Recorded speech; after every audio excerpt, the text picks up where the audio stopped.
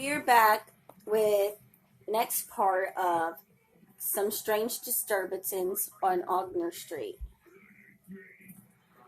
Through this ballad, I continued with a weary monotony to plod down to the very last line, and then da capo, and so on, in my uncomfortable half sleep for how long I can't conjecture. I found myself, at least, however, muttering, dead as a doornail. So there was an end, and something like another voice within me seemed to say, very faintly but sharply, dead, dead, dead. And may the Lord have mercy on your soul. And instantaneously I was wide awake and staring right before me from the pillow. Now, well, you believe it, Dick. I saw the same accursed figure standing full front and gazing at me with its stony and fiendish countenance not 2 yards from the bedside. Tom stopped here and wiped the perspiration from his face. I felt very queer. The girl was as pale as Tom, and assembled as we were in the very scene of these adventures, we were all, I dare say, equally grateful for the clear daylight and the resuming bustle out of doors. For about 3 seconds only I saw it plainly. Then it grew indistinct, but for a long time there was something like a column of dark vapor where it had been standing between me and the wall, and I felt sure that he was still there. After a good while this appearance went too. I took my clothes downstairs to the hall and dressed there, with the door half open, and then went out into the street and walked about the town till morning, when I came back in the miserable state of nervousness and exhaustion. I was such a fool, Dick, as to be ashamed to tell you how I came to be so upset.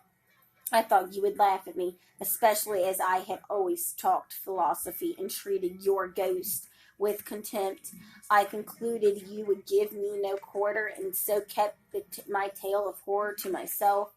Now, Dick, you will hardly believe me when I assure you that for many nights after this last experience I did not go to my room at all. I used to sit up for a while in the drawing room after you had gone up to your bed, and then steal down softly to the hall, let myself out, and sit in the Robin Hood tavern until the last guest went off, and then I got through the night like a sentry, pacing the streets till morning. For more than a week I never slept in bed. I sometimes had a snooze on a form in the Robin Hood, and sometimes a nap in a chair during the day, but regular sleep I had absolutely none.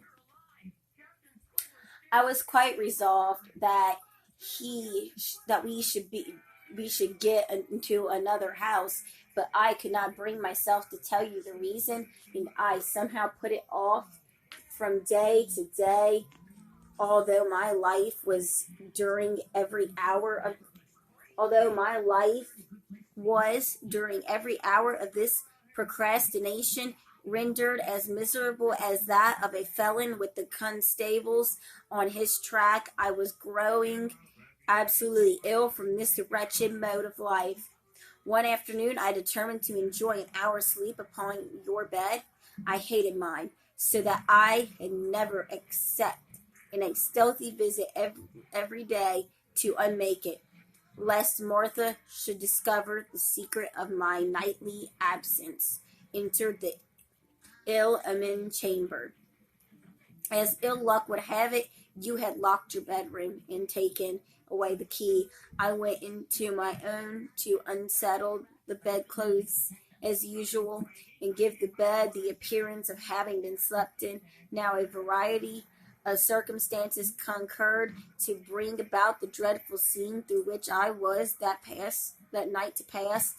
In the first place, I was literally overpowered with fatigue and longing for sleep. In the next place, the effect of this extreme exhaustion upon my nerves resembled that of a narcotic, and rendered me less susceptible than perhaps I should in any other condition have been. of the exciting fears which had become habitual to me. Then again, a little bit of the window was open. A pleasant freshness pervaded the room, and to crown all, the cheerful sun of day was making the room quite pleasant. What was to prevent my enjoying an hour's nap here? The whole air was resonant with the cheerful hum of life, and the broad matter of fact light of day filled every corner of the room. I yielded, stifling my qualms to the most overpowering temptation, and merely throwing off my coat and loosening my cravat, I lay down, limiting myself to half an hour doze in the unwonted enjoyment of a feather bed, a coverlet, and a bolster. It was horrible, insidious, and the demon no doubt marked my infatuated preparations. Dull I fancied, with mind and body worn out for want of sleep, and in arrear of a full week's rest to my credit, that such measures a half an hour's sleep in such a situation was possible. My sleep was death-like, long and dreamless. Without a start or fearless sensation of any kind, I waked gently but completely. It was, as you have good reason to remember, long past midnight, I believe, about 2 o'clock, when sleep has been deep and long enough to satisfy nature thoroughly. One often wakens in this way, suddenly, tranquilly, and completely. There was a figure seated in that lumbering old sofa chair near the fireplace. Its back was rather towards me, but I could not be mistaken. It turned slowly around, and merciful heavens, there was the stony face and its infernal lineaments of malignity and despair gloating on me. There was now no doubt as to its consciousness of my presence, and the hellish malice with which it was animated, for it arose and drew close to the bedside. There was a rope about its neck, and the other end coiled up. It held stiffly in its hands. My good angel nerved me for this horrible crisis. I remained for some seconds transfixed by the gaze of this tremendous phantom. He came close to the bed and appeared on the point of mounting upon it.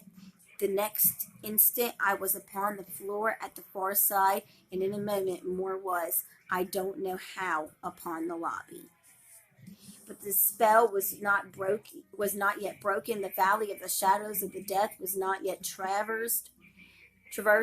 The abhorred phantom was before me there. It was standing near the banister, stooping a little, and with one end of the rope around its own neck, was poising a noose at the other, as if to throw over mine, and while engaging it with baleful pantomime, it wore a smile so sensual, so unspeakably dreadful, that my senses were nearly overpowered. I saw and remembered nothing more until I found myself in your room. I had a wonderful escape, Dick. There is no disputing that. An escape for which, while I live, I shall bless the mercy of heaven. No one can conceive or imagine what it is for the flesh and blood to stand on the presence of such a thing, but one who has had the terrific experience. Dick, a shadow has passed over me, a chill has crossed my blood in marrow, and I will never be the same again. Never, Dick, never. Our handmaid, a mature girl of 52, as I have said, stayed her hand as Tom's story proceeded, and by little and little grew near to us with open mouth and her brows contracted over her little beady black eyes, till stealing a glance over her shoulder now and then, she established herself close behind us.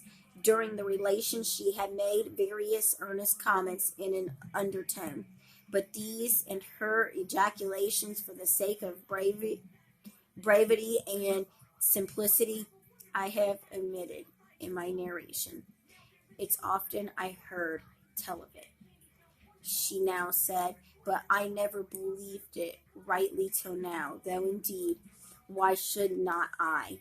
Does not my mother down there in the lane know queer stories? Good God bless us beyond telling about it, but you ought not to have slept in the back bedroom. She was loath to let me be going in and out of that room even in the daytime, let alone for any Christian to spend the night in it. For sure, she says it was his own bedroom. Well, we're going to stop there. Apparently, the bedroom he was sleeping in, the judge that hung himself in their house actually hung himself in Tom's bedroom. That's why the ghost was showing up so much in his room and taunting him so much and tormenting him. I guess the ghost did not like the unwelcome visit. But they say spirits that are evil in life are going to be evil in death too. But we will be back for the last part of this book, and then we will be moving on to the miniature. Soon we'll be getting to one that I've been dying to read. I've actually been dying to get and read The Shapeshifter. No, The Body Snatcher. It's called The Body Snatcher of 1884. We still have several mini stories to read before we get there, but we will get there. But we got one more left for this chapter of the story of some strange disturbances on Aungier Street. But I will be back